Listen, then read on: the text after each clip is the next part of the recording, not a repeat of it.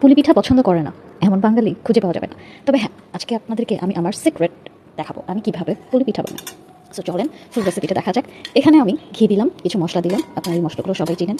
So আলাদা করে নাম আমি বলার প্রয়োজন বোধ করছি না। আচ্ছা, এখন চলেন এটার মধ্যে আমি দিয়ে দিই নারকেল কোড়ানো। আচ্ছা, নারকেল কোড়াটা দিয়ে ঘিয়ের সাথে খুব ভালোভাবে আমি মিক্স করে নেব।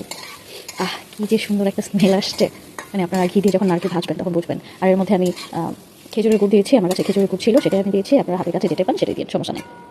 সো আমার কাছে মনে হচ্ছে একটু মিষ্টিটা বেশি হয়ে গেছে, কারণ আমি এত মিষ্টি খাই না। তারপরও আমার কাছে মানে স্মেলটা এত সুন্দর আসছে, মানে আমি জাস্ট পাগল হয়ে যাচ্ছি।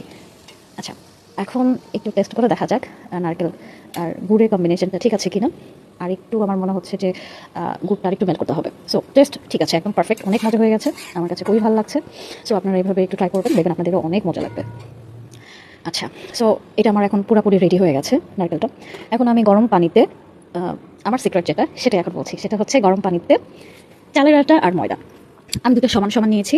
অবশ্যই গরম পানি যখন আমি ফোটাচ্ছি তখন সেখানে আমি লবণ দিয়েছি পরিমাণ মতো, আপনারাও লবণ দিবেন। সো এইভাবে আপনারা যদি দুইটা সমান সমান দেন আটা, চালের আটা আর ময়দা, তাহলে দেখবেন আপনাদের পিঠাটা অনেক সফট থাকবে এবং খেতে অনেক ভালো লাগবে। এখানে আমার খামির হয়ে গেছে, খামিরটা আমি রেডি করেছি, আমার পুর রেডি। সো এই তো আমার পিঠা পুরাপুরি রেডি। এখন আমি সাদা তেল দিয়ে, মানে সয়াবিন তেল দিয়ে আমি ভেজে নিব। আমি খুব ডুবো তেল আমি দিই নাই, ইচ্ছা করে দিইনি। এত বেশি তেল আমি পছন্দ করি না, সয়াবিন তেল আর ফ্যাট হয়ে যাওয়ার একটা ভয় থাকে। আচ্ছা, যেটাই হোক, এরপরে আমি অল্প কিছু পিঠা ভাজবো। আমি দুপাশটা খুব সুন্দর করে ভেজে নিব, অল্পই দিয়েছি, আপনারা চাইলে ডুবো তেলে ভাজতে পারেন। সো এক পাশে ভাজা হয়ে গেছে, অপর পাশটা একটু ভেজে নিব। আমার এই তো হয়ে গেল আমার নারকেলের পুলি পিঠা। সো আপনারা অবশ্যই পাশে ট্রাই করবেন।